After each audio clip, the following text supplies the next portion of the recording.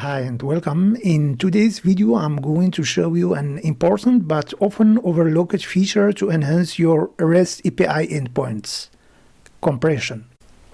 Exposing large datasets via REST endpoints can lead to performance issues, as transmitting substantial amounts of data over the network should be minimized whenever possible. This can be achieved by manually compressing the data before sending it, with the client decompressing it upon receipt. However, in this demo, I will show you how most frameworks significantly simplify this process. We will explore how to automatically enable data compression in the Spring Boot framework with just simple configuration, and how a client, such as a Feign Client, can consume this compressed data. Compression can significantly reduce the amount of data transmitted, but the overhead of compressing and decompressing data might outweigh the benefits in some cases. To address this, we will explore how to configure parameter that strikes a balance by enabling compression only when the data size exceeds specific threshold. For our demo, I have prepared a simple Spring Boot microservice that exposes data through REST endpoint. In this method, I am returning a list containing 1 million instances of some object. Each some object is populated with randomly generated data. This approach ensures our endpoint produces substantial amount of data for the demonstration. Now, let's start the microservice. By default, compression is not enabled, so clients will receive the plain uncompressed JSON response. We use curl to request data from the endpoint. So using this command, let's check first in our directory.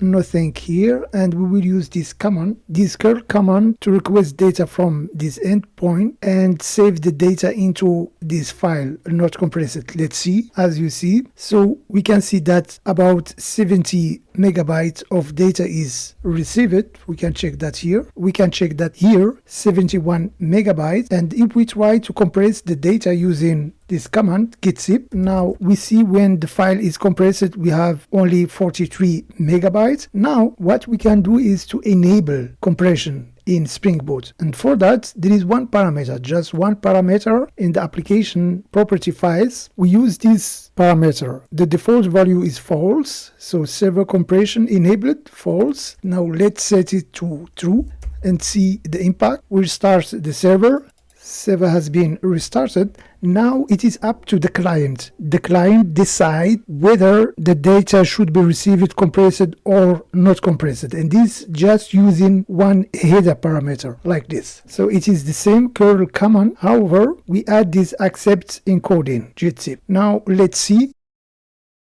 We see here that only 43 megabytes. We can list the file, and we see that the compressed file is the same size when compressed manually. So it works like just adding this parameter. Now, as already said, it is up to the client. If the client decides to not receive the data in compressed form, what we can do, let's remove this file at first and try the first curl command without specifying the header parameter. So now we are trying even at the server side. The server is ready to provide data in compressed form, but the decision is up to the client. This is very important in my opinion. Let's run the command.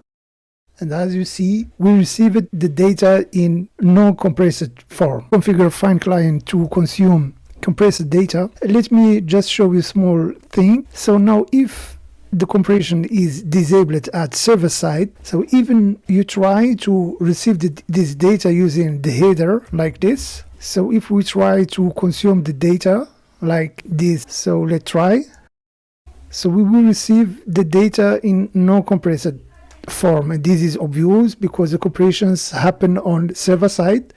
We can check here, and it has this size like the not compressed one, and we can open this file just using VI, and you see the data is not compressed. To demonstrate the use of Feign Client with compressed data, I defined a second microservice based on Spring Boot. So this one, and I define this controller with one endpoint list, and I read the data from the first microservice using this interface. I define it here. So this is the host of the target. So it is the first one, the first microservice, and I try to retrieve data from this URL. The most important thing is this configuration class. I defined this bean git-zip request intercept. So you can call it whatever you want. It should return request interceptor and override this method apply. It accepts request templates. I am manipulating the header, so I add here the accept encoding git-zip. So, and I defined the model some object the same as in the first project. This here I'm using this another port 848, and we can now run the application. In the first service the compression is enabled. Let's run first here, and in the first microservice I added this login interceptor,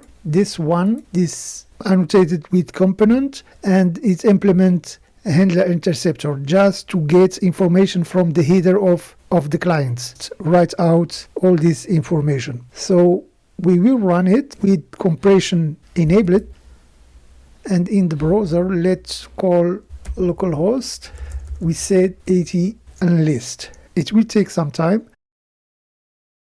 Why this took more time? Because if you look here, this is our first service, and the header, you see the request use this header git-zip. So the Feign Client here in this controller is sending a request to the first service by requesting data in compressed form, and this second service received the data compressed, and Feign Client will automatically decompress the data for you without doing anything. After that, we were able to see the data in compressed form. What will happen if we disable compression in the first service and Feign Client try to get data in compressed form? So we can do this test.